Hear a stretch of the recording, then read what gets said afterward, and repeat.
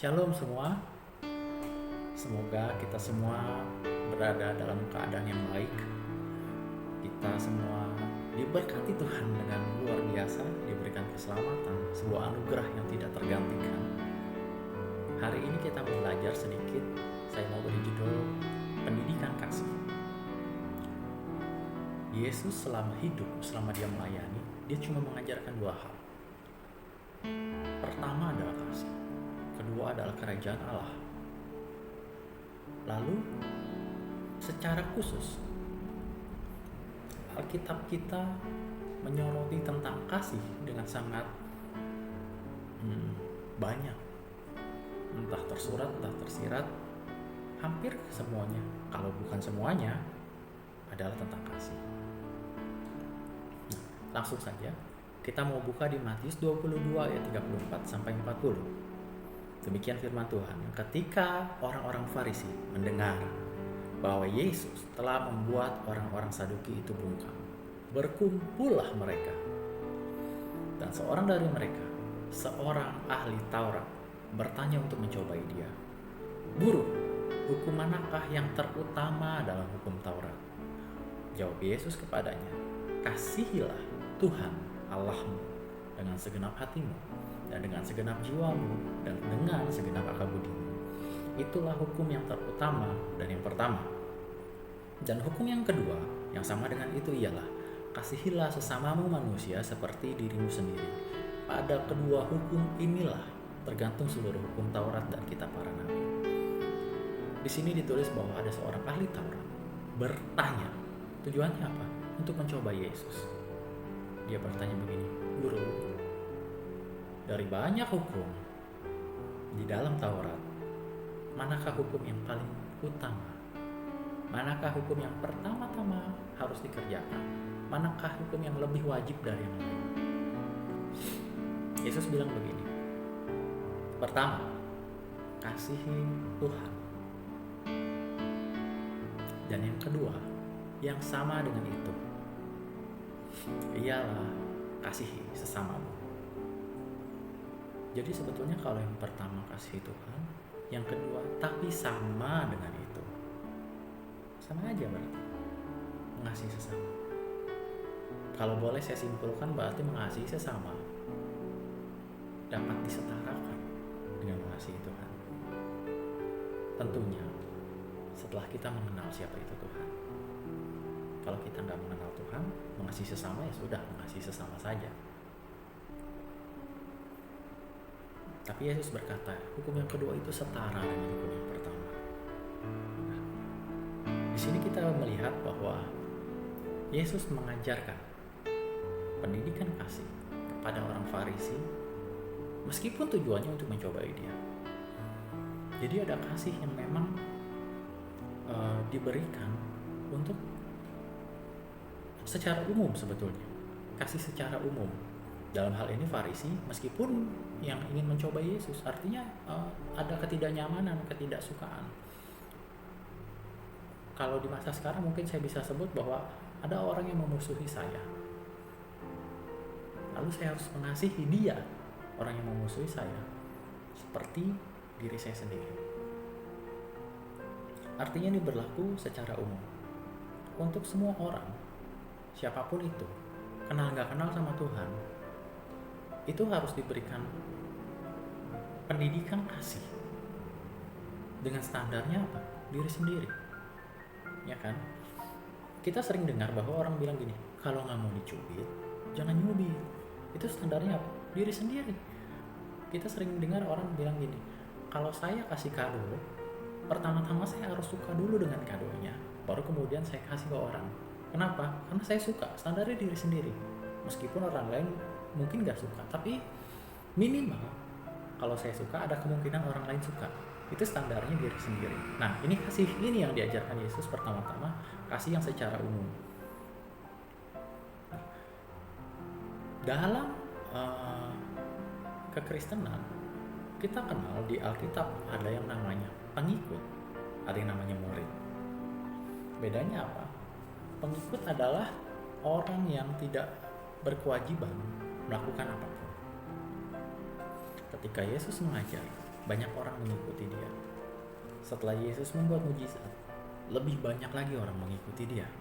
Tapi waktu Yesus memberikan pengajaran yang keras, sampai murid berkata begini, pengajaran ini begitu keras, ya kan? Siapa yang bisa terima pengajaran seperti ini? Lalu orang-orang yang mengikuti dia mulai pergi. Lalu Yesus bertanya kepada muridnya, kamu gak mau ikut pergi? Tapi murid berkata apa? Guru, kemana kami harus pergi? Jadi ada perbedaan antara pengikut dan murid. Untuk kasih yang tadi secara umum itu diberikan untuk semua orang. Mau ikut gak ikut, pokoknya kasihi mereka seperti itu. Pokoknya ajarkan mereka kasih yang seperti itu. Semua orang. Untuk secara umum, orang diajarkan untuk mengasihi dengan standar diri sendiri. Tapi Alkitab mengatakan sesuatu yang lebih khusus lagi. Di Yohanes 13 ayat 34 sampai 35, firman Tuhan berkata begini, Aku, Yesus, memberikan perintah baru kepada kamu, murid-murid. Jadi ada kasih yang tadi secara umum, nah ini diberikan untuk murid. Waktu Yesus bicara ini, Yudas sudah pergi. Lalu pada saat perjamuan makan yang terakhir, Yesus bicara pada ke-11 murid. Karena Yudas kan pergi, jadi sisanya tinggal 11. Dia bilang begini, aku memberikan perintah baru untuk kamu, yaitu supaya kamu, murid, saling mengasihi, sama seperti aku, Yesus, telah mengasihi kamu, para murid. Demikian pula kamu, para murid, harus saling mengasihi. Dengan demikian semua orang akan tahu bahwa kamu adalah murid-muridku, yaitu jikalau kamu, murid, saling mengasihi. Jadi kalau pendidikan kasih, pertama diajarkan kepada semua orang, standarnya adalah diri sendiri. Tapi untuk murid, kalau kamu yang dengar ini adalah seorang murid, Yesus kasih perintah baru. Dia bilang gini, sama seperti Yesus mengasihi kamu. Jadi standarnya bukan diri sendiri. Murid punya standar yang berbeda. Murid melihat bagaimana gurunya mengajar. Murid melihat bagaimana gurunya berbuat. Lalu murid dituntut untuk mengasihi seperti gurunya mengasihi. Kalau kamu murid Yesus, kamu harus mengasihi standarnya Yesus.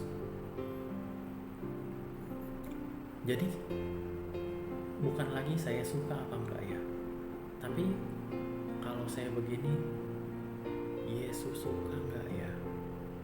Kalau dalam keadaan seperti ini, apa ya yang kira-kira Yesus akan lakukan ya? Apa sih kata Alkitab tentang ini? Itu standarnya Yesus. Kalau Yesus mati sebagai kita, makanya dibilang kita hidup sebagai Yesus. Makanya dibilang juga kita harus punya kasih seperti Yesus. Pertama memang Yesus ajarkan itu. Kedua, kita ini gambarnya Allah. Nah, kita harus berubah senantiasa, pembaharuan budi Alkitab tulis. Berubah. Artinya apa? Ada kegiatan, ada sesuatu yang progresif di dalam kita. Semakin lama semakin mirip, semakin lama semakin menyerupai Tuhan, semakin menyerupai Yesus. Nah itu dia, ada perubahan yang progresif, yang bertahap, nggak langsung. Orang ketika lahir baru, dia nggak langsung berubah menjadi orang yang lain kan. Orang ketika kenal Yesus, dia nggak langsung berubah menjadi pribadi yang sama dengan Yesus. Tapi perlahan-lahan ada perubahan, menjadi semakin serupa seperti Yesus. Nah itu murid dituntut untuk semakin serupa dengan gurunya. Dalam hal ini Yesus. Semakin serupa, semakin mengikut, semakin punya kerelaan berjalan dalam panggilan-panggilan Allah, dalam ketetapannya. nggak menyimpang ke sana ke sini. Yakobus bilang begini, Yakobus 2 ayat 17 dan 18 dibilang begini, jika iman itu tidak disertai perbuatan, maka iman itu pada hakikatnya adalah mati. Jadi yang namanya iman harus ditunjukkan dengan perbuatan. Makanya dibilang mengasihi Allah, lalu mengasihi sesama. Imannya dulu ada, baru perbuatannya untuk menunjukkan iman. Ayat 18-nya bilang begini, jikalau ada yang bilang, padamu ada iman, padaku ada perbuatan, maka aku akan menjawab dia. Yakobus jawab begini, tunjukkan kepadaku imanmu tanpa perbuatan, dan aku akan menunjukkan imanku dengan perbuatan-perbuatan. Syaratnya pertama adalah ada iman dulu, lalu disertai dengan perbuatan. Artinya beriringan, bukan berbuat dulu lalu punya iman dengan perbuatan ini. Maka pengajaran dalam iman Kristen tidak sama seperti itu. Jadi pertama-tama harus beriman dulu, kemudian iman itu disertai oleh perbuatan. Alkitab tulis, tinggallah ketiga hal ini, yaitu iman, pengharapan, dan kasih. Dan yang paling besar di antara ketiganya ialah kasih. Kalau kamu punya iman, harus ada perbuatan yang menyertai iman. Dan perbuatan kasih ini haruslah lebih besar. Jadi kalau imanmu bernyanyi, perbuatan kasihmu itu harus berteriak menggemakan imanmu. Artinya bukan bicara tentang Yesus sepanjang waktu, artinya bukan berkhotbah dimanapun, artinya bukan berdebat tentang itu dimanapun, kapanpun. Tapi apa yang Yesus ajarkan? Lakukan itu. Seringkali kita nggak bisa bicara tentang Tuhan terlalu banyak. Seringkali kita nggak bisa bicara tentang Tuhan terlalu keras. Tapi ketika mulut kita tidak bisa memberitakan kabar baik, tangan kita bisa mengerjakan sesuatu. Tangan kita harus bekerja lebih keras dari mulut kita, kan? Makanya dibilang iman harus disertai dengan perbuatan.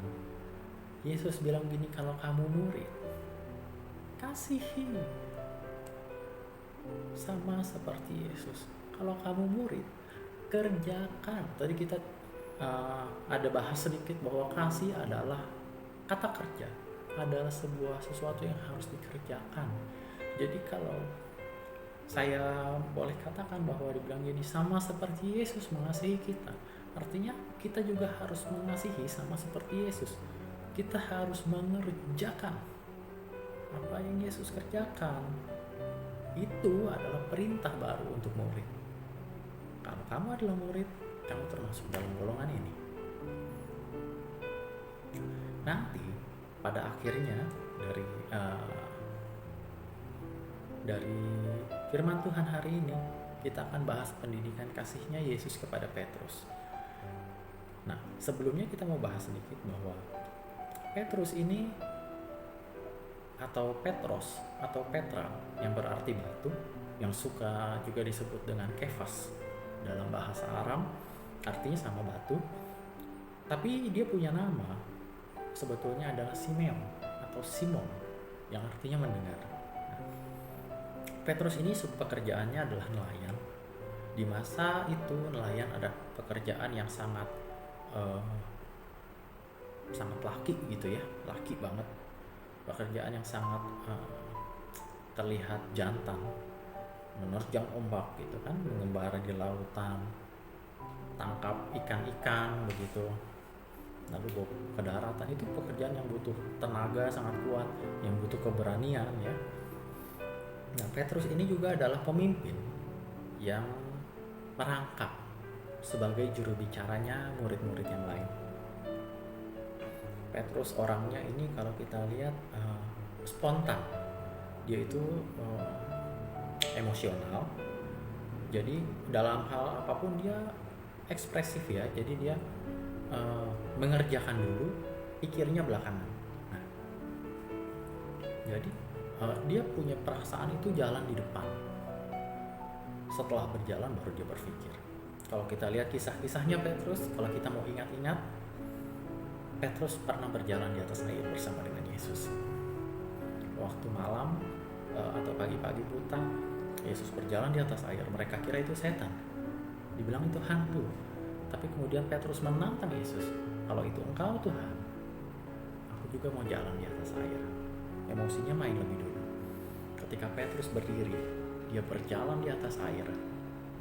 Alkitab tulis begini, ketika tiupan angin kena sama dia, kemudian seketika itu juga ia menjadi takut. Waktu tiupan angin itu kena, otaknya langsung berpikir. Emosinya sebelumnya berjalan, tapi ketika dia sudah berdiri di atas air, otaknya berpikir. Nah, kemudian dia menjadi takut. Alkitab juga bilang begini, di atas gunung, Yesus mengajak Petrus, Yohanes, dan Yakobus untuk berdoa bersama dengan dia. Ketika itu ditulis, waktu Yesus kembali, mereka sedang tertidur. Ketika Petrus bangun, ketika mereka murid-murid ini bertiga bangun, dilihatnya Yesus dengan Musa dan Elia. Petrus bicara spontan. Sebelum yang lain dia bilang begini, Guru, izinkan kami membuat kemah, satu untuk Musa dan satu untuk Elia. Sebelum murid-murid berpikir, sebelum Petrus berpikir, dia spontan menyatakan emosinya kepada Yesus. Di Taman Getsemani pun sama. Waktu mereka ini menemani Yesus, ketika Yesus mau ditangkap, Petrus langsung cabut pedangnya. Dia potong telinga seorang prajurit yang bernama Malkus. Petrus ini, kalau kita lihat kemudian Petrus menyangkal Yesus, sebetulnya dia bukan orang yang pemberani. Dia berani lah, tapi bukan orang yang sangat berani untuk memotong telinga prajurit. Kenapa dia pada saat itu di Taman Getsemani memotong telinga prajurit? Kalau kesimpulan saya, karena Petrus ini orang yang sangat emosional. Dia orang yang perasaannya maju lebih dulu sebelum pikirannya. Makanya di bagian lain Alkitab ditulis begini, waktu Yesus berkata, aku akan pergi dan kemana aku pergi kamu gak bisa ikut. Petrus bilang, Guru, aku mau ikut kamu. Petrus bilang, Guru, aku agape sama kamu. Tapi Yesus berkata begini, sebelum ayam berkokok, Petrus, engkau sudah sangkal aku 3 kali. Yesus tahu bahwa Petrus belum agape sama dia. Waktu kubur kosong juga, ketika diberitakan kepada para rasul bahwa kubur Yesus kosong, waktu Yohanes masih berdiri di pintu kubur, Petrus berlari masuk ke pintu kubur. Dia buru-buru, emosinya jalan lebih dulu. Nah, kalau kita cari kisah-kisah tentang Petrus di Alkitab, kita akan temukan bahwa Petrus memang orang yang emosional. Petrus memang orang yang bukan tidak berpikir, tapi dia berpikir lebih belakangan dibandingkan emosinya bekerja. Jadi, kita kembali ke tema pendidikan kasih kita hari ini. Kalau pertama, kasih itu adalah yang untuk umum, untuk pengikut. Yang kedua, kasih untuk murid. Ada perintah baru untuk murid. Nah, yang ketiga, kita mau bahas bahwa pada saat itu Yesus punya pengikut, Yesus punya murid, dan kita juga murid. Tapi setelah Yesus terangkat, ada lagi yang namanya pelayan. Kita baca sama-sama di 2 Korintus 8 ayat 1-8, demikian firman Tuhan. Saudara-saudara, kami hendak memberitahukan kepada kamu tentang kasih karunia yang dianugerahkan kepada jemaat-jemaat di Makedonia. Selagi dicobai dengan berat dalam pelbagai penderitaan, sukacita mereka meluap. Dan meskipun mereka sangat miskin, namun mereka kaya dalam kemurahan. Ada jemaat yang ditulis di ayat 2 sangat miskin. Artinya kemiskinan mereka sudah diketahui oleh semua orang. Kalau ada orang mengaku miskin, tapi orang nggak tahu, mungkin itu pendapat pribadi. Tapi kalau ditulis oleh Paulus, mereka sangat miskin. Artinya ada golongan orang yang memang ada di bawah tingkat kemiskinan, tapi ditulis begini, mereka kaya dalam kemurahan. Ada loh ya orang miskin yang murah hati, orang miskin yang kaya. Tapi ada juga orang kaya yang miskin, orang kaya yang selalu merasa kurang, yang selalu merasa miskin, yang mereka tangannya itu berat untuk memberikan. Jadi gak selalu orang miskin itu tidak bisa memberi, tidak selalu orang kaya itu selalu memberi. Tergantung bagaimana kayanya mereka yang dari dalam ini. Bagaimana sih cara kita untuk memberi? Kita semua punya peran dalam hal kemurahan kan ya. Kita lanjut dulu. Ayat 3. Aku bersaksi bahwa mereka telah memberikan menurut kemampuan mereka, bahkan melampaui kemampuan mereka. Dengan kerelaan sendiri mereka meminta dan mendesak kepada kami supaya mereka juga beroleh kasih karunia untuk mengambil bagian dalam pelayanan kepada orang-orang kudus. Jadi orang-orang di Makedonia yang Paulus bersaksi mereka memberikan melampaui kemampuan mereka, mereka juga mendesak untuk mengambil bagian dalam pelayanan. Pelayanan itu bukan sesuatu yang disodor-sodorkan. Artinya pelayanan itu adalah sesuatu yang saya mau. Saya mengajukan diri untuk melayani. Itu namanya pelayanan. Jadi kalau kamu untuk siapapun yang mendengar ini, kalau ingin melayani, jangan tunggu sampai ada orang bilang ajak kamu untuk melayani. Enggak, beranikan dirimu, katakan saya mau melayani. Nah, baru kemudian apa yang saya bisa untuk melayani, apa yang saya bisa lakukan dalam pelayanan ini, dalam pelayanan kasih. Ayat 5. Mereka memberikan lebih banyak daripada yang kami harapkan. Mereka memberikan diri mereka pertama-tama kepada Allah, kemudian oleh karena kehendak Allah juga kepada kami. Sebab itu kami mendesak kepada Titus supaya ia mengunjungi kamu dan menyelesaikan pelayanan kasih itu sebagaimana telah memulainya. Jadi ada pelayanan pertama setelah mengajukan diri. Ayat 6 tulis begini, sebagaimana ia, Titus, sebagaimana pelayan, sebagaimana murid telah memulainya. Kalau sudah melakukan pelayanan, lakukan terus sampai selesai. Amin ya. Kita harus punya tanggung jawab bahwa oh ya, saya mengajukan diri untuk melayani, maka saya harus melayani sampai dengan kesudahan, sampai dengan selesai masanya. Kalau Tuhan bilang masanya selesai ketika kita tutup mata, ketika nafas berhenti ditarik, maka itulah akhirnya. Pelayanan gak selalu berakhir ketika kita berhenti bernafas, ketika jantung kita berhenti berdetak. Maksud saya bukan pelayanan secara umum, secara general. Hidup kita itu selalu melayani, hidup kita itu penyembahan. Tapi pelayanan yang dimaksud ini bukan pelayanan tentang hidup, tapi pelayanan tentang kegiatan-kegiatan tertentu yang kita mengajukan diri. Jadi ada masanya. Nah, ayat 7 ditulis begini, maka sekarang sama seperti kamu kaya dalam segala sesuatu, dalam iman, dalam perkataan, dalam pengetahuan, dalam kesungguhan untuk membantu, dan dalam kasihmu terhadap kami, demikian juga hendaknya kamu kaya dalam pelayanan kasih ini. Jadi ternyata kasih itu memang kata kerja. Kasih itu juga melayani, karena pelayanan itu sebuah pekerjaan. Ayat 8, aku mengatakan hal itu bukan sebagai perintah, melainkan dengan menunjukkan usaha orang-orang lain untuk membantu. Aku mau menguji keikhlasan kasih kamu.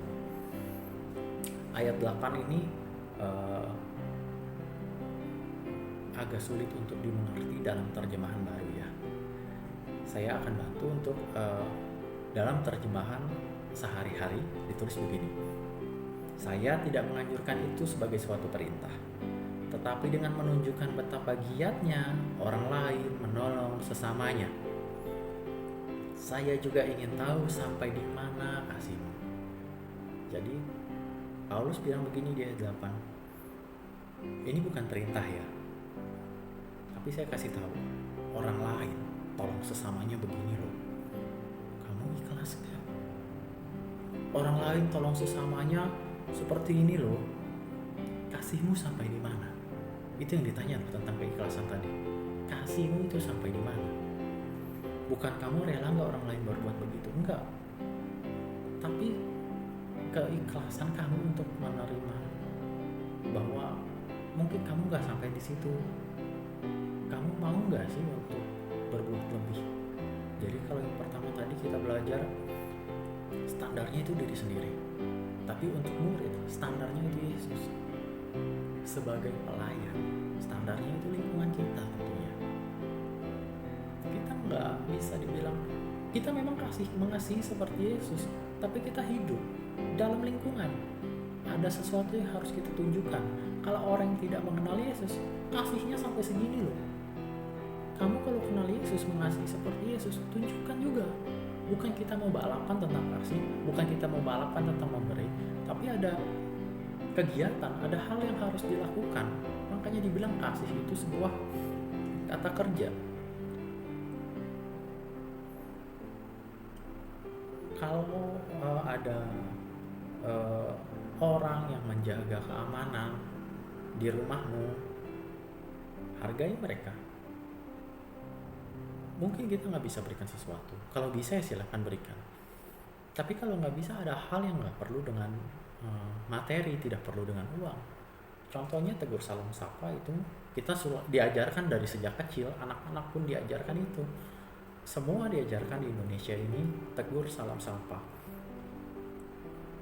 Dan itu bisa dilakukan kepada siapapun dalam bentuk penghormatan, dalam bentuk keramahan. Bukankah kasih itu juga ramah? Ya kan? Jadi kita bisa melakukan kasih, bukan berbalap-balap melakukan kasih, tapi kita bisa menunjukkan kasih Kristus dalam kita sebagai pelayan tentunya, dalam hal yang sederhana seperti salam, seperti sapa. Amin ya. Nah, kita juga belajar di 2 Korintus 8 ayat 8 ini bahwa selain kasih itu untuk tiga jenis orang, boleh dibilang ya, untuk pengikut atau secara umum, untuk pelayan, untuk murid juga. Di 2 Korintus 8 ayat 8 ini dibilang gini, bahwa kasih itu juga harus ikhlas. Dalam kasih itu artinya harus ada ketulusan. Entah kamu yang mendengar ini ada di golongan mana, tapi kalau kamu mengasihi, kamu harus tulus. Ada orang bilang kasih itu pengorbanan. Itu benar dan salah. Kasih itu pengorbanan ketika dikatakan oleh pihak ketiga. Kasih itu bukan pengorbanan ketika dikatakan oleh pihak pertama. Kalau dikatakan oleh pihak kedua mungkin boleh dibilang pengorbanan juga lah ya. Contohnya begini sederhananya. Ketika kamu punya hubungan dengan lawan jenis, atau buat kita yang sudah menikah, coba diingat ketika dulu mulai berkencan dengan pasangan ya, waktu ketemu di suatu tempat atau waktu jemput. Orang bilang kalau jemputnya jauh gitu ya, untuk ngejemput aja harus butuh waktu 1 jam, mungkin 20 km, mungkin 40 km. Dibilang gini, wah pengorbanan, hujan panas, jemput gitu. Tapi untuk orang lain begitu, untuk pihak kedua tergantung sadar atau enggak. Tapi untuk pihak pertama itu bukan pengorbanan. Karena untuk pihak pertama, ketika saya berhenti mengasihi, baru ketika itu saya berkorban. Atau dibalik, ketika saya sudah merasa berkorban, ketika itu juga saya berhenti mengasihi. Bisa dipahami ya seharusnya. Jadi orang yang mengasihi itu gak merasa berkorban. tapi untuk orang yang dikasihi atau untuk pihak lain yang melihat, itu adalah pengorbanan. Tapi boleh nggak sih pihak pertama, contohnya saya, misalnya saya mengasihi, boleh nggak sih saya bilang saya berkorban? Boleh tentunya, sebagai bukan kesombongan ya, tapi sebagai bentuk apa ya, mungkin pemberitahuan atau mungkin ada konfirmasi begitu ya. Jadi memang ada orang-orang yang nggak menyadari pengorbanan orang-orang di sekelilingnya, sampai dia ditegur, sampai dia diberitahukan bahwa ini loh saya berkorban loh, ini loh mereka berkorban loh gitu. Jadi nggak semua orang akan menyadari bahwa ada orang-orang yang mengorbankan kepentingan mereka untuk kamu. Nggak semua orang bisa sadar itu. Jadi meskipun ketika saya merasa berkorban saya tidak lagi mengasihi, tapi kata-kata saya sudah berkorban itu bukan berarti tidak boleh diucapkan. Jadi ada bentuk-bentuk pemberitahuan yang harus diperkatakan supaya orang menyadari.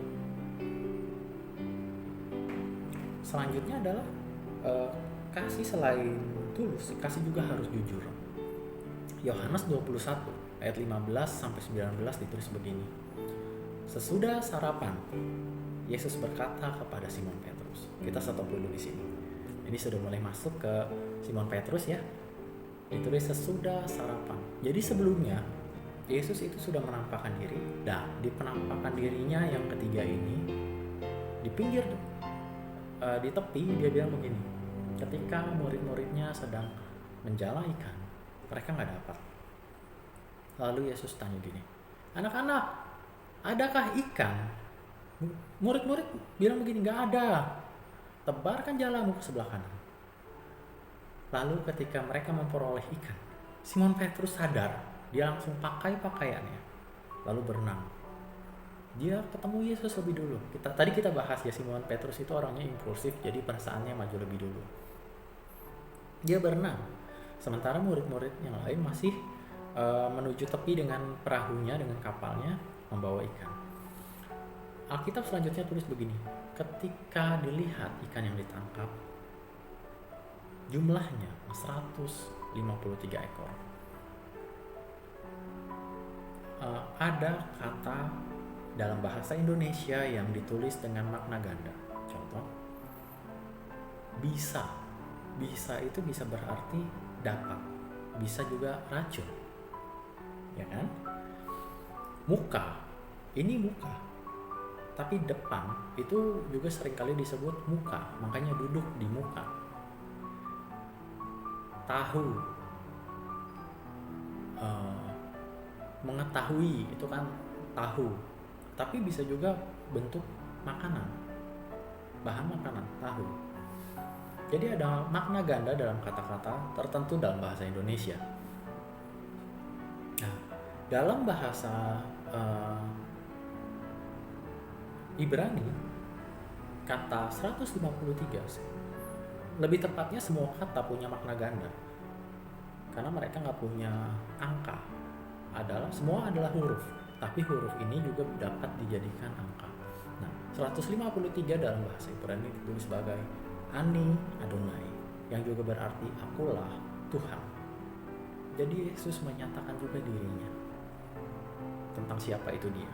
Siapa sih anak manusia?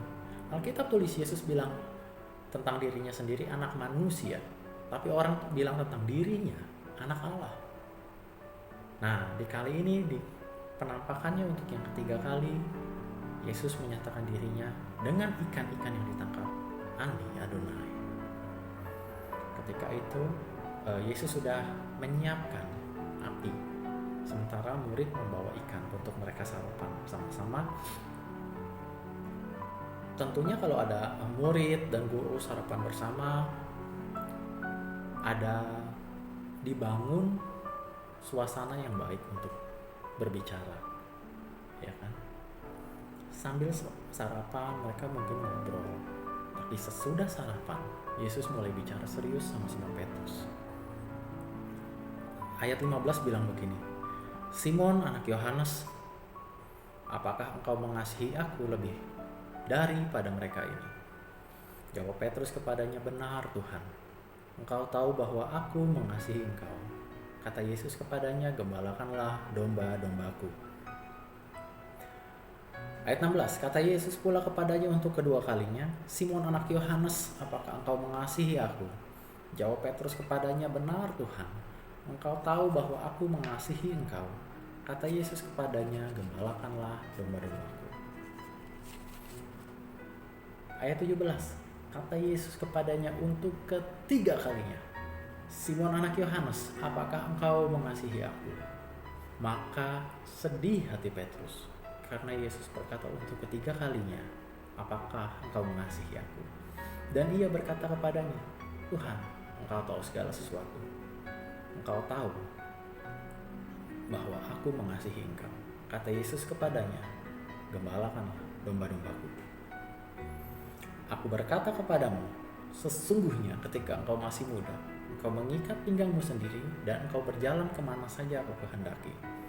Tetapi jika engkau sudah menjadi tua, engkau akan mengulurkan tanganmu, dan orang lain akan mengikat engkau dan membawa engkau ke tempat yang tidak aku kehendaki. Hal ini dikatakannya untuk menyatakan bagaimana Petrus akan mati dan memuliakan Allah. Sesudah mengatakan demikian, ia berkata kepada Petrus, ikutlah aku. Kita mau kalau tadi kasih itu tulus, kali ini kasih juga harus jujur. Kita lihat kejujuran Petrus dalam hal pendidikan kasih ini ya. Sesudah sarapan, ayat 15, Yesus bertanya kepada Petrus, dibilang gini, kamu sayang gak sama aku? Lalu jawab Petrus begini, benar, kamu tahu Tuhan, aku sayang sama kamu. Kalau dalam bahasa Indonesia semua disebut sebagai kasih, tapi kita tahu ada tingkatan-tingkatan kasih. Nah, waktu Yesus bertanya, Yesus bilang gini, Simon, kamu agape gak sama aku? Wow. Padahal Yesus tahu sebelumnya Petrus ngaku agape kan, tapi Yesus tahu bahwa Petrus itu belum agape sama Yesus. Kali ini Yesus yang tanya loh, Petrus, kamu agape gak sama aku? Kayak yang kamu bilang waktu itu loh, yang sebelum ditegur ayam itu loh gitu. Tapi Petrus bilang gini, betul Tuhan, aku filia sama kamu. Wow. Jadi ada kejujuran Petrus di sini. Buat yang nggak tahu ya, filia itu adalah kasih persahabatan. Jadi kalau kita lagi punya teman ya, kita punya teman, kita mengasihi teman kita, itu filia. Kalau kita suka nongkrong, anak-anak tongkrongan itu kita kasihi dengan kasih yang filia. Jadi buat Petrus mengasihi Yesus sebagai teman, sebagai guru. Lalu kata Yesus kepadanya, dibilang gini, gembalakanlah domba-dombaku. Kata domba di Yohanes 21 ayat 15 itu berarti domba kecil. Makanya dalam pelayanan, dalam kita bergereja itu yang minimal selalu ada ibadah raya, lalu ada juga ibadah sekolah minggu. Domba-domba kecil, ini perintah Tuhan ya. Jadi anak-anak itu harus dilayani dengan baik, harus diberikan pengajaran yang benar, yang tepat untuk usianya. Kita harus memperhatikan anak-anak. Ayat 16 kita lanjut. Untuk kedua kalinya Yesus tanya begini, Simon, kamu agape gak sama aku? Untuk kedua kalinya Petrus jawab begini, benar Tuhan, engkau tahu aku filia. Petrus masih bilang aku filia. Tapi Yesus jawab, gembalakanlah domba-dombaku. Untuk kali ini Yesus mengatakan bahwa domba yang besar. Jadi perintah penggembalaan di ayat 15 dan 16 ditulis begini, kamu harus gembalakan anak-anak, kamu juga gembalakan orang-orang yang sudah dewasa. Terpisah, ada gembala untuk yang kecil, ada gembala untuk yang besar. Jangan disatukan penggembalaannya, harus dipisahkan karena kebutuhannya pun berbeda, kebutuhannya khusus. Tapi yang kita mau soroti bukan masalah dombanya, tentang kasihnya dulu, karena kita bahas tentang pendidikan kasih hari ini. Jadi waktu Yesus bertanya 2 kali, Simon, kamu agape gak sama aku? 2 kali juga Petrus bilang gini, aku filia sama kamu.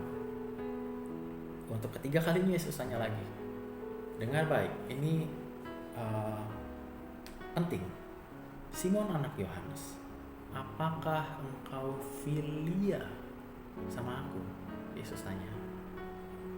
Maka sedih hati Petrus, karena Yesus berkata untuk ketiga kalinya. Yesus tanya 3 kali tentang kasih, meskipun bahasa kasihnya adalah agape, kedua agape, yang ketiga adalah filia.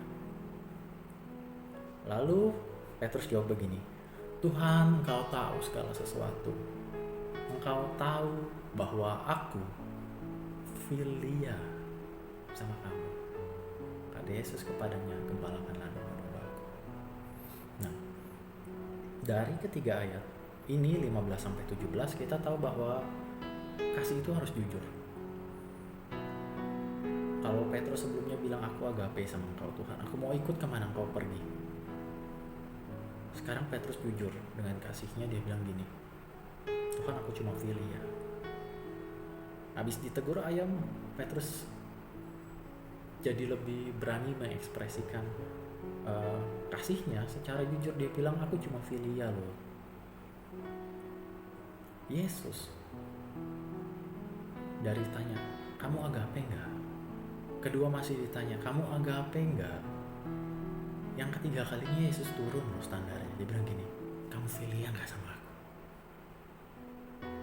Tuhan sesuatu yang jauh melebihi segala akal. Alkitab tulis begini, firman itu telah menjadi manusia dan berada di antara kita. Tuhan menjadi manusia, dia turun. Buat apa? Supaya kita bisa ikut masuk dalam kerajaan Allah. Waktu Yesus juga bertanya gini, kamu agape enggak? Dia turun, kamu filia enggak? Supaya nanti Petrus bukan cuma filia lagi, Petrus bisa betul-betul menjadi agape. Makanya di ayat 18 ditulis begini, tentang bagaimana Petrus mati dan memuliakan Allah, ayat 18 dan 19. Ini saya akan tutup pendidikan kasih hari ini dengan sejarah bagaimana Petrus mati dan memuliakan Allah. Tadi kalau kita ada bahas kasih ada untuk umum, ada perintah baru untuk murid, lalu ada untuk para pelayan, bahwa kasih itu harus tulus, kasih juga harus jujur. Nah, saya akan tutup. Jadi sejarah mencatat begini, Kekaisaran Roma itu Kaisar Nero, di masa Kaisar Nero itu ingin mengeksekusi Petrus. Saat itu Petrus adalah seorang pemimpin di gereja Roma. Dia adalah seorang uskup, mungkin paus disebutnya. Jadi dia adalah orang yang memimpin di gereja Roma. Nah, jadi waktu Kaisar Nero memerintahkan untuk menangkap murid-muridnya, Petrus berkata begini, dengan sangat mereka memohon supaya Petrus pergi. Lalu Petrus, karena melihat murid-muridnya memohon dengan sangat, Petrus pergilah. Dia berkendara naik kuda keluar gerbang Roma. Tapi ketika Petrus keluar gerbang, sejarah mencatat ada 2 hal. Yang pertama, menurut sejarah Katolik, ditulis begini, Petrus dalam sebuah penglihatan bertemu dengan Yesus, sedang berjalan masuk sementara Petrus keluar dari Roma. Lalu Petrus bertanya, Tuhan, kamu mau kemana? Yesus jawab begini, aku mau ke Roma dan disalibkan kembali. Aku mau ke Roma dan disalibkan untuk kedua kalinya. Lalu di saat momen itu juga Petrus putar balik. Dia kembali masuk Roma. Dia gak mau gurunya, Tuhannya, melakukan hal yang seperti itu kembali. Maksudnya menyalibkan dirinya untuk kedua kali. Dia mungkin teringat bahwa Yesus pernah bilang, kalau kamu mau jadi muridku, kamu harus sangkal diri, kamu harus pikul salib. Nah, ini adalah salibnya Petrus. Yang dimaksud dengan salib tentunya bukan salib dengan yang sesungguhnya, tapi yang terjadi sama Petrus adalah salib yang sesungguhnya. Sejarah catat Petrus mati sebagai martir, dia disalib terbalik. Atas permintaannya dia disalib terbalik. Kenapa? Karena dia merasa gak layak mati disalib dengan cara yang sama seperti Tuhannya, seperti Yesus. Waktu Petrus kembali, saya curiga. Dia merasa begini, saya dulu pernah menyangkali Tuhan. Lalu saya diberikan tanggung jawab. Saya memimpin, saya menggembalakan. Tapi kemudian saya meninggalkan penggembalaan itu. Makanya kalau saya curiga Petrus ini merasa gak layak karena hal-hal itu juga termasuk di dalamnya. Itu sejarah yang pertama. Tapi yang kedua bilang begini, ketika Petrus keluar dari Roma, maka teringatlah Petrus akan salib Yesus. Lalu dia kembali ke Roma. Yang manapun itu sama, tidak mengubah esensi dari sejarah itu sendiri, meskipun mungkin ada salah satunya pasti benar. Yang satu lebih ke arah ada penglihatan ya. Kalau ada orang-orang yang suka hal-hal yang berbau supranatural atau supernatural, tapi kalau untuk orang-orang yang lebih suka sains, mungkin mereka akan lebih terima bahwa Petrus teringat dengan salib Yesus. Yang manapun Petrus tetap kembali ke Roma, dia tetap pikul salibnya. Nah, karena itulah sampai sekarang ya tradisi Katolik tulis begini, makam Petrus itu ada di bawah gereja di dasar basilika di kota Vatikan. Nah, gerejanya ini sendiri diberi nama Saint Peter. Itu adalah itu adalah sejarah bagaimana Petrus mati dan memuliakan Allah. Setiap kita, setiap murid dipanggil untuk mengasihi, dipanggil untuk memuliakan Allah. Semoga firman hari ini memberkati kita semua. Semoga dari firman ini kita tahu bagaimana untuk mengasihi, bahwa standar kita mengasihi adalah Kristus. Jangan khawatir kalau kita nggak memenuhi standar itu, karena perubahan itu sifatnya progresif. Kalau sekarang belum, nanti Tuhan akan tuntun kamu ke sana. Sama seperti Petrus yang sekarang ini masih filia di kitab Yohanes sebelumnya. Tapi kemudian kalau kita baca lebih jauh lagi, maka Petrus berubah menjadi agape. Dan bahkan sejarah mencatat itu. Demikian firman Tuhan. Tuhan Yesus memberkati.